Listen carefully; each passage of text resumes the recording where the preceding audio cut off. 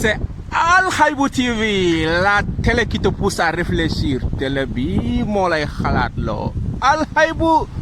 TV. waaw ñu bëgg ci ñaari minute rek nga leeral lañu lan mooy dëggantaanu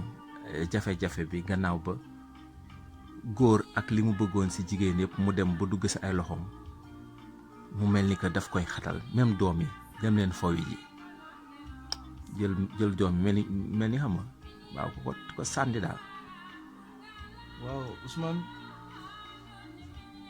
ba tey rek damay dellu siwaat si li ma la waxoon sànq rek ne la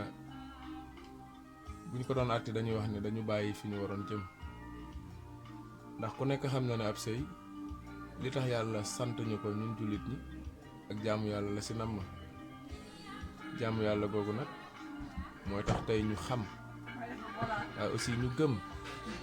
ne li ñu war a jiital du sax njaboot gi ndax amul nag benn sëy boo ma sa fekk ñu di ko takk rek tudd fa doom kon doom bu si amee rek bénéfice la waaye li ëpp solo ci ñaari way dencante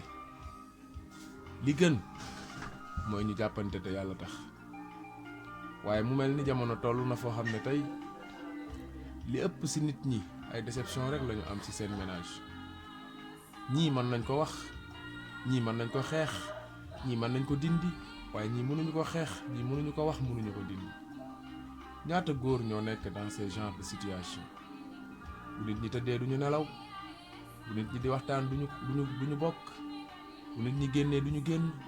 bu nit ñi di dem duñu sañ a dem c'est combien d'hommes qui sont dans ces genres de souffrance te pourtant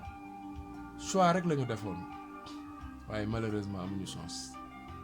ndax say chance la ndax ñaar ñu ànd ñu nekk bu ñu ko yëgee bu ñu ko yëgul rek saa yu ñu daganalee seen diggante kenn ku nekk am na yaakaaru ko mu tas waaye en matière de relation parfois il faut mu am ku gagner waaye il faut mu am aussi ku perdre. En matière de relation foog mu am ku gagner il faut qu'il y a un gagnant ou bien une perdante donc moom moo ñuy dugal ci suñu 8e partie bi ci émission bi nga xamante ne ni moom mooy profil tey ñu ànd ak ci ak Ahmed Sibou ci Al Haïbou TV.